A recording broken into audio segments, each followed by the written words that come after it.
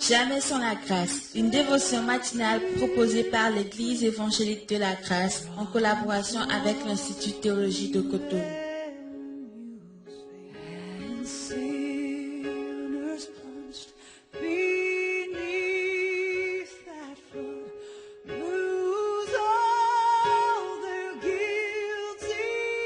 Bonjour chers amis, chers internautes, encore une nouvelle journée, une nouvelle provision. Bienvenue dans la dévotion du jour. Père, merci de bénir ta parole. En elle est la vie et la vie est notre lumière qui nous éclaire tous les jours. Merci Jésus. Amen. Donc Jean chapitre 16, le verset 33, où il est écrit: Je vous dis ces choses afin que vous ayez la paix en moi. Vous aurez des tribulations dans le monde, mais prenez courage, j'ai vaincu le monde. Amen. Donc, un verset qu'on n'aime pas trop entendre aujourd'hui, surtout la deuxième partie, mais je suis désolé, c'est ce qui fera l'objet de notre dévotion de ce matin. Voilà. Pourquoi? Parce que vous parcourez la Bible d'après les érudits de la parole de Dieu. Nous avons en tout 7633 promesses dans la parole de Dieu. Et vous savez quoi? Ce verset de Jean chapitre 16, le verset 33, fait aussi partie des plus merveilleuses, des plus précieuses promesses que nous avons reçues de la part de notre Seigneur.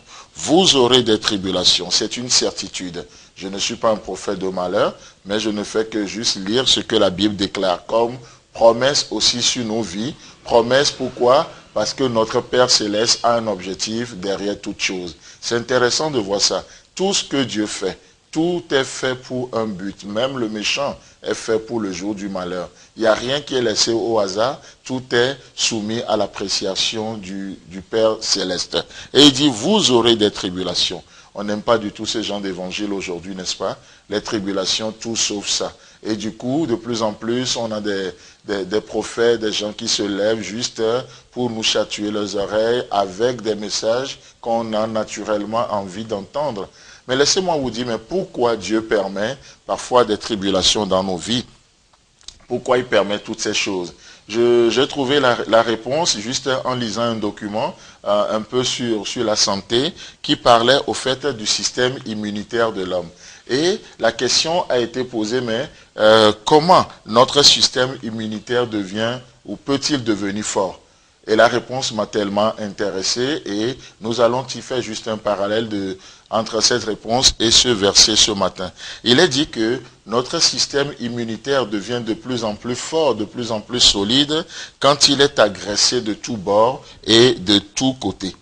Alors, qu'est-ce qui va se passer? Il développe de nouveaux anticorps qui deviennent de plus en plus forts et qui l'amènent à lutter désormais contre les éléments agresseurs extérieurs. J'ai trouvé ça passionnant, ça, de voir que c'est lorsque notre corps, notre système immunitaire est attaqué de tous côtés qu'il se met à développer des anticorps pour résister, pour lutter contre ces éléments agresseurs qui viennent de l'extérieur.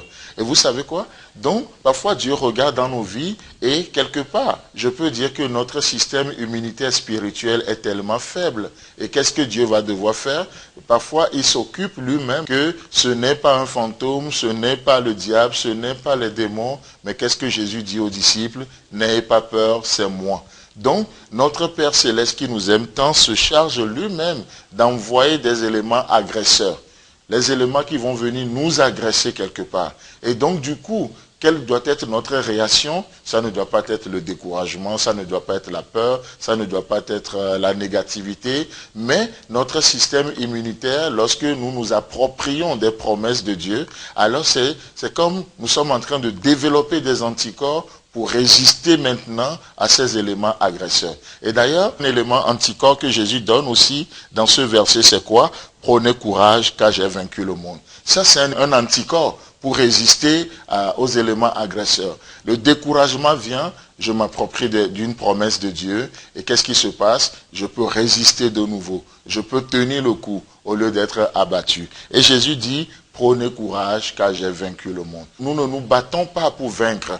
Non, la victoire est déjà acquise à la croix. Et ce matin, laissez-moi vous dire que nous rentrons dans cette journée en vainqueur pour vaincre. Non, l'issue de la bataille ne dépend pas de ce que nous allons faire ou pas. Nous partons en vainqueur pour expérimenter la victoire acquise à la croix. Chers amis, vous aurez des tribulations, vous aurez des persécutions, parfois des choses, on n'a même pas besoin qu'on nous le dise, mais le monde nous agresse tellement.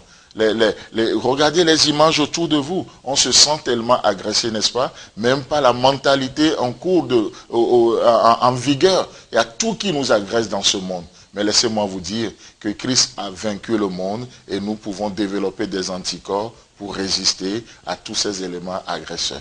Que Dieu vous bénisse et vivez par la foi ce matin. Amen. Si vous avez aimé cette dévotion, parlez-en à vos amis. Parlez-leur du message de la grâce et de ce qu'il fait en vous. Pour un sujet de prière, une question ou plus d'informations, contactez-nous. Téléphone 64 88 35 87 ou 96 42 69 05 ou par WhatsApp au 94 75 80 20.